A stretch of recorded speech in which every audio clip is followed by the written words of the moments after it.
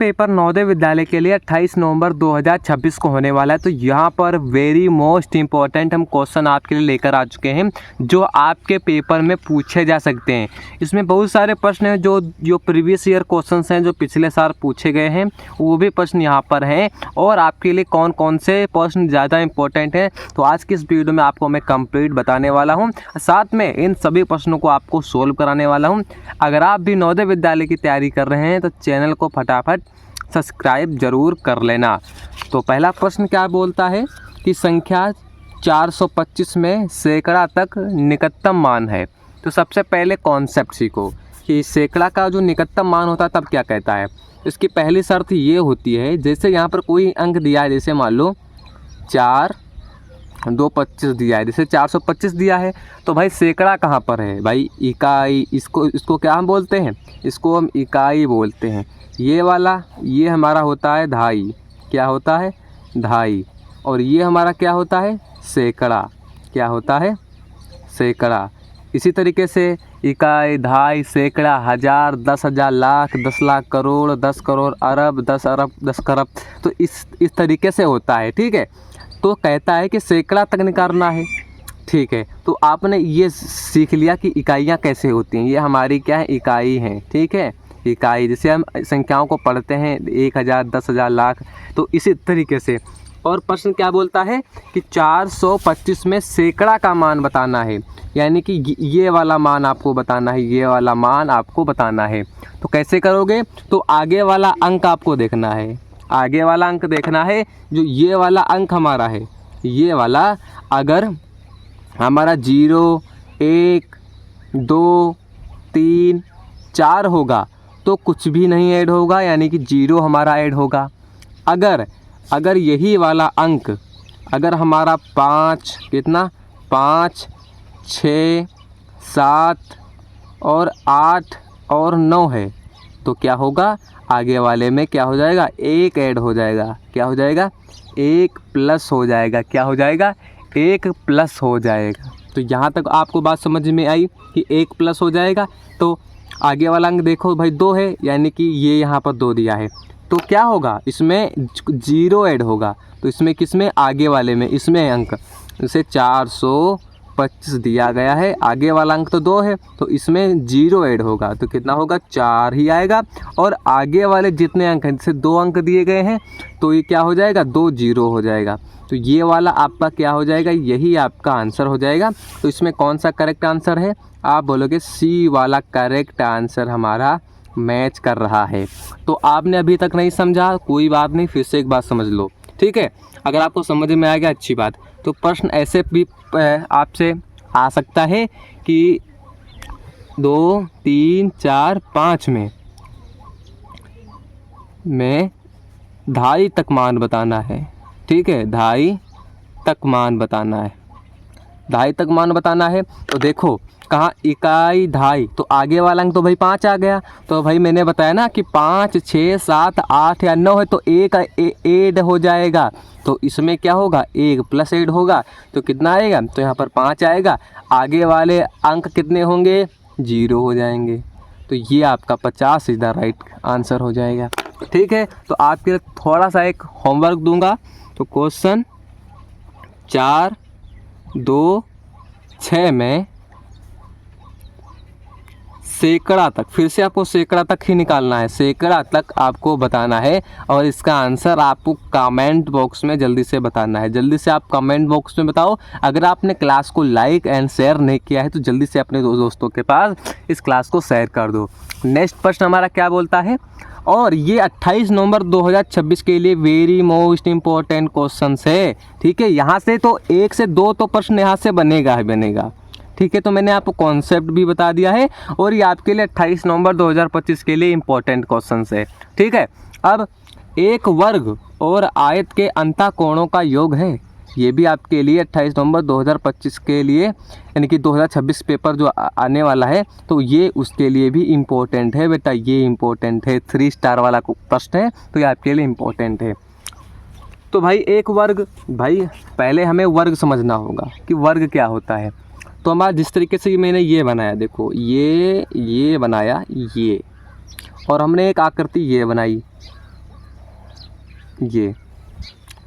तो क्या हुआ, इसकी ये भुजा, ये भुजा, ये भुजा, ये भुजा बिल्कुल सेम होती है, उसे हम क्या बोलते हैं, वर्ग बोलते हैं। यानी कि इसकी जो सभी जो भुजाएं होती हैं वो समान होती हैं। अगर ये 3 सेंटीमीटर है तो ये भी 3 होगी, ये भी 3 होगी, ये भी 3 होगी। मगर आयत में ऐसा नहीं होता है। क्या, आयत में मगर ऐसा नहीं होता है। इसकी ये भुजा तो सेम है और ये भी सेम है, मगर ये सेम नहीं है और ये सेम, यानी कि सामने की भुजाएं सेम रहती हैं। ये इसकी भुजा सामने की सेम है और इसकी भुजा सेम है, तो हम इसे क्या बोलते हैं, आयत बोलते हैं। क्या बोलते हैं, आयत बोलते हैं। अगर इसकी अगर लंबाई 10 सेंटीमीटर है तो इसकी भी 10 होगी, और इसकी 15 है तो इसकी भी 15 होगी। तो क्या समझा आपने, सामने की जो भुजाएं होती हैं वो सामने इनकी समान होंगी, ठीक है। तो इसमें और वर्ग में क्या होता है, आमने सामने सभी भुजाएं क्या होती हैं, इक्वल होती हैं, यानी कि समान होती हैं। तो आयत आपने समझ लिया कि आयत क्या होता है, और वर्ग आपने समझ लिया क्या होता है। अब प्रश्न कहता है कि एक वर्ग आयत के अंतः कोणों का योगफल। तो कोण क्या होता है, जैसे यहाँ पर कोण बनाया गया, ये बना दिया गया 10 डिग्री, तो हम इसे ही क्या बोलते हैं, इसे ही हम कोण बोलते हैं। क्या बोलते हैं, कोण बोलते हैं। तो भाई क्या बोलता है, एक वर्ग, ये वर्ग बना, ये आयत बना, ठीक है, आयत बना, इनके अंतः कोणों, यानी कि ये वाला कोण, ये वाला कोण, ये वाला कोण, ये वाला कोण, यानी कि इसमें 4 कोण बन रहे हैं। और ये 90 डिग्री का बनेगा तो ये भी 90 डिग्री का बनेगा, ये भी 90 डिग्री का बनेगा, और ये भी 90 डिग्री का बनेगा। ये चीज़ें नोट करने वाली हैं, नोट कर लेना अपनी कॉपी पर। उसके बाद ये भी 90 डिग्री का बनेगा, और ये भी 90 डिग्री का, और ये भी 90 डिग्री का, और ये भी 90 डिग्री का, ठीक है। और जो भी एक कोण ये होगा, जैसे यहाँ पर बनाएगा ये कोण, अगर ये 90 डिग्री बना रहा है तो इसे हम समकोण बोलते हैं। क्या बोलते हैं, समकोण बोलते हैं, यानी कि राइट एंगल बोलते हैं, ठीक है। तो इनके योग, इनको जोड़ देना है आपको। योग का मतलब होता है जोड़ना। तो इसका कितना होगा, 360 डिग्री, और इसका भी जोड़ोगे कितना आएगा, 360 डिग्री। तो यही आपका क्या हो जाएगा, करेक्ट आंसर हो जाएगा। तो इसमें आपका बी वाला करेक्ट आंसर होगा, 360 degree plus 360 degree is the right option हो जाएगा। और आपको याद रखना है कि एक वर्ग के अंतः कोणों का योगफल 360 डिग्री होता है, और आयत का भी होता है। उसके बाद 3/2 भाग 3/2 गुणे 2 प्लस 3/2 बराबर है। और ये पेपर आपके 2025 के पेपर में प्रश्न ये पूछा गया प्रश्न है, तो ये आपके लिए इम्पोर्टेंट प्रश्न है। क्या है, इम्पोर्टेंट प्रश्न है, क्योंकि 2025 के पेपर में ये वाला प्रश्न पूछा गया है प्रश्न। उसके बाद नेक्स्ट प्रश्न क्या बोलता है, क्या है, 3/2 कितना है, 3/2 दिया है, 3/2 दिया है। अब भाग, यहाँ पर भाग दिया है, 3/2, फिर से 3/2 दिया है, गुणा 2 प्लस 3/2। इसको आपको क्या करना है, सही करना है। तो कैसे करना है, यहाँ पर दिया है 3/2, और जब इस भाग को हम गुणे में बदलेंगे तो ये चला जाएगा ऊपर, तो आ जाएगा 2/3, और गुणा दिया है तो गुणा ही रहेगा, 2 प्लस 3/2 दिया गया है। 2 से 2 कट जाएगा, 3 से 3 कट जाएगा। अब हमारा इतना बचा, कितना बचा, इतना बचा। बचे पार्ट को आपको क्या करना है, अलग लिख लेना है। जैसे 2/3 यानी कि 2 प्लस 3/2, इसको आपको जोड़ लेना है। तो आपको एक चीज़ और याद रखनी है, यहाँ पर एक चीज़ याद रखना है, जैसे दिया होता है 2 सही 4/3, तो इसको कैसे करना होता है, इसको आपको गुणा कर देना होता है, और इसको आपको जोड़ देना होता है, यानी कि 3 दूना 6, 6 4 कितना होता है, 10/3, कितना, 10/3 हमारा आंसर हो जाता है। इसी तरीके से कितना हो जाता है, 10/3। तो इसी तरीके से तो ये है, और हम इस तरीके से भी लिख सकते हैं, और हम इस तरीके से भी लिख सकते हैं, 2 सही तो 2 प्लस 4/3, इसको भी ऐसे हम लिख सकते हैं, ठीक है। तो एक ये फॉर्मेट हो गया। तब भी हम ऐसे करेंगे, 3 दूना 6, और इसको जोड़ देंगे तो कितना होगा, ये भी हमारा 10/3 होगा। और सिंपल वही तरीका इसमें भी आपको अपनाना है। 2 दूना 4, 4 3 कितना होता है 7/2, 7/2 हमारा करेक्ट आंसर आपका हो जाएगा। तो आपका ये वाला राइट आंसर हो जाएगा। तो इसमें कौन सा मैच कर रहा है, आप बोलोगे 7/2 वाला आपका ए वाला करेक्ट आंसर हो जाएगा। ए वाला करेक्ट आंसर आपका हो जाएगा। तो यहाँ तक आपको समझ में आया। उसके बाद तो ये आपके लिए इम्पोर्टेंट है, ठीक है। उसके बाद 2 का भाज्यता का नियम कहता है इकाई अंक 2 3 4 5 6 हों। तो भाज्यता का पहले अर्थ समझ लो। भाज्यता का अर्थ होता है कि 2 से भाग जाए, क्या जाए, 2 से भाग जाए, 2 से भाग जाए, क्या जाए, 2 से भाग जाए। तो भाई इसके इकाई अंक आपके होने चाहिए 0 होना चाहिए, 2 होना चाहिए, 4 होना चाहिए, 6 होना चाहिए, 8 होना चाहिए। ये क्या होने चाहिए, ये इकाई अंक होने चाहिए। क्या होना चाहिए, ये इकाई अंक होना चाहिए। अभी आपको सारा डिटेल्स में बताऊंगा कि इकाई अंक क्या होता है। जैसे यहाँ पर हम कोई भी संख्याएं एक ले लेते हैं। जैसे मैंने यहाँ पर ले ली संख्याएं 6 7 8 9। तो इसमें आपसे पूछे इकाई अंक कौन सा है, तो ये वाला भैया इकाई अंक है। और यही हमारा 0 2 4 6 8 होगा तो ही पूरी संख्या 2 से भाग जाएगी। क्या जाएगी, 2 से भाग जाएगी। जैसे इसमें 9 दिया गया है तो इसमें 9 नहीं है, तो ये हमारी 2 से भाग नहीं जाएगी। अगर हमें ऐसा दिया होता 2 2 और लास्ट में 4 होता, इकाई अंक हमारा 4 है, तो ये हमारी पूरी संख्या है। जब हम इसे 2 से भाग देंगे तो ये क्या होगा, ये पूरा 2 से भाग जाएगा, 2 से भाग जाएगा, ये पूरा 2 से भाग जाएगा। तो ये होता है इकाई अंक। तो आपको याद रख लेना है और आपकी पेपर में यहाँ से प्रश्न भी बनेगा, ठीक है। आपसे प्रश्न बनेगा कि इकाई अंक क्या होने चाहिए। तो आपका इसमें कौन सा बी ऑप्शन इधर राइट ऑप्शन होगा। इसके इकाई अंक 0 2 4 6 8 होना चाहिए। क्या होना चाहिए, इकाई अंक 0 2 4 6 8 होना चाहिए। एक आयत के सभी अंतःकोणों का योगफल होता है। जल्दी से मैंने आपको एक प्रश्न बताया, तो ये आपके लिए HW है। अपना नाम कमेंट बॉक्स में और अपना आंसर आपको कमेंट बॉक्स में बताना है, ठीक है। जिस तरीके से मैंने आपको कॉन्सेप्ट सिखाया कि वर्ग क्या होता है, आयत क्या होता है, अंतःकोणों का योगफल क्या होता है, तो आपका जल्दी से कमेंट बॉक्स में बताओ कि एक आयत के अंतःकोणों का योगफल क्या होता है। और ये 2025 की प्रवेश परीक्षा में पूछा गया प्रश्न है, ठीक है। ये 13 दिसंबर 2025 को जो पेपर हुआ था उसमें प्रश्न ये पूछा गया प्रश्न है। तो इसका आंसर हो जाएगा आपका 360 डिग्री, ठीक है। आपको बताना भी है कमेंट बॉक्स में क्या आपने इसका पहले से ही आपके दिमाग में इसका आंसर आ गया था, जल्दी से कमेंट बॉक्स में बताओ।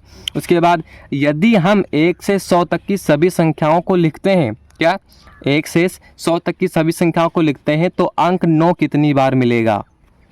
तो ये आपके लिए 28 नवंबर 2026 के पेपर के लिए वेरी वेरी मोस्ट इम्पोर्टेंट है। इसका बेटा मतलब ये होता है, जैसे हम 1 से संख्याएं लिखते हैं, जैसे 1 से हम 10 तक संख्याएं लिखते हैं तो 9 कितनी बार आता है, 1 बार आता है। और 10 से हम जब 20 तक संख्याएं लिखते हैं तो 9 कितनी बार आता है, 1 बार आता है। उसके बाद हम जब 20 से 30 तक संख्याएं लिखते हैं तो 9 कितनी बार आता है, 1 बार, यानी कि 29 आ जाता है। फिर जब हम 30 से और 40 के बीच लिखते हैं तो 9 1 बार आता है, यानी कि 39 आ जाता है।